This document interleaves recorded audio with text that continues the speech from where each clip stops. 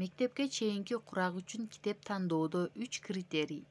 Биринчи, жаш өзгөчөлүгүнө ылайыктуу китеп. Балаңызга китеп тандоодогу негизги критерий анын жашына жана өнүгүү этабына ылайыктуулугу. Мисалы, төрөлгөндөн 36 ай аралыгындагы балдар үчүн китептин көрүнүшү башкы орунда. Текст маанилүү эмес. Бирок 3 жаштан 6 жаш аралыгындагы балдар үчүн баары тескерисинче. Бул куракта визуалдуулуктун ордун текст алат. Башкача айтканда, китептин ичиндеги окуялар маанилүү. Андыктан алгачкы жылдарда текст дээрлик болбошу керек.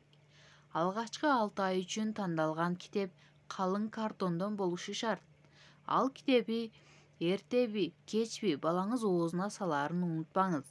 Оозуна салса, ала койбой, балаңыздын китеп менен камыр-жумур болушуна уруксат бериңиз.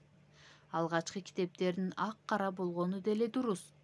Анткени жаңы төрөлгөн балдар өңдөрдү анчейин айырмалай албайт. Айрыкча, алгачкы китептердин үн чыгаруучу электрондук эмес, чүпүрөктөн же нейлондон болгону жакшы.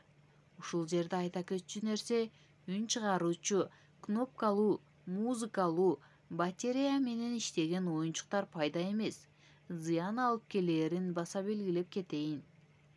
Экинчи, жооп берген эмес, суроо узаткан китеп.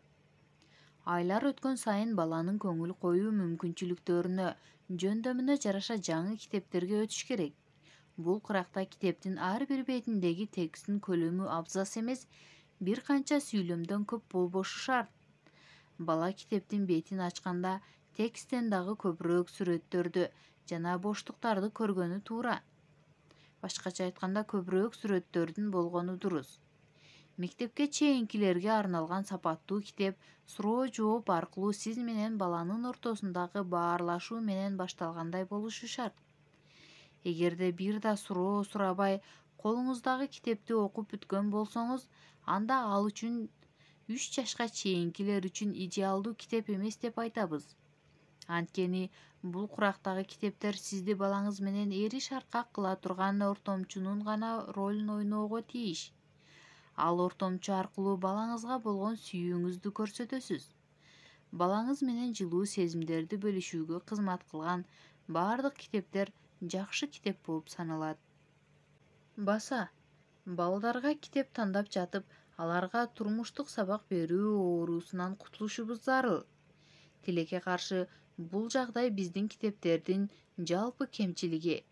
Жалпысынан китептердеги икаялар, темалар окуянын аягында насаат жана тарбиялык сөздөр менен бүтөт. Чынында, бул куракта китеп окуудагы максат бир нерсе үйрөнүү эмес, көңүлдүү убакыт өткөрүп, сөз байлыкты өстүрүү болуп саналат. Сарсана болуунун кажети жок. Балаңыз өз убакыт сааты келгенде үйрөнүшү керек болгон турмуштук сабактарды ансыз деле үйрөнөт. Ансыз деле бир канча жыл өтүп, өз китебин өзү тандайт.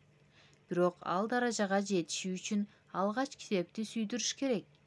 Сиздин бала бакча курагындагы балаңызга бере турган сабагыңыз алар менен биргеликте китептердин коштоосунда көңүлдүү убакыт өткөрүү жана өмүр бою улана турган эмоционалдык байланышка пайдубал түзүү. Аягына саат менен бүткөн китептердин дагы бир кемчилиги баладагы китеп окууга болгон кызыгууну балталап салгандыгы. Арийне, бул курактагы балдарга арналган окуялардын аягы ачык болуп, бала өз пикирин өнүктүрүп, жыйынтыктай турган сезимдерге ээ болушу шарт. Тагыраак айтканда, окуя натыйжа эмес, кыял күчүн өнүктүрүүгө багытталышы зарыл. Үчүнчү, баланы кыялдарга алып учкан китеп. Бала 3 жаштан өткөндө куюлушкан аңгеме түзүү актуалдуу боло баштайт. Жомоктор бир беттен экинчи бетке карай уланган окуялар ал үчүн эң идеалдуу. Ушул жааттан алганда, жакшы икая мемире буккан дарыядай шыр окулушу баланын кыял дүйнөсүн бир жерден башка жерге жетелеп, аалам кыдыртышы зарыл. Тагыраак айтканда, жакшы китеп баланы алып учуп кызыктарга батышына шарт түзүшү керек. Сөзүбүздү жыйынтыктай турган болсок, балдар үчүн китептер акыл насаат айткан же болбосо кандайдыр бир максатка багытталган китеп болушу шарт эмес. Мындайча айтканда, суроо жооп, балага суроо берип, жооп берип, мына ушундай китептердин болушу шарт. Балага суроо бериңиз, бала сизге суроо бере турган китептерди караштырыңыз. Ал эми балдарга акыл насаат айткан китептер бул мектеп курактагы жаштарга арналат. Ал эми төрөлгөндөн 3 жашка чейинки балдарга сүрөттөрү көп болгон китептерди тандаңыз.